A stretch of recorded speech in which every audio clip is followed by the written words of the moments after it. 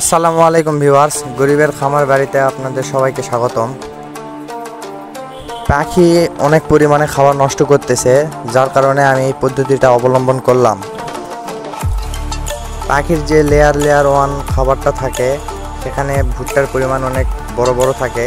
সেই ভুট্টাগুলান আমি এই পদ্ধতিতে গুঁড়া করলাম।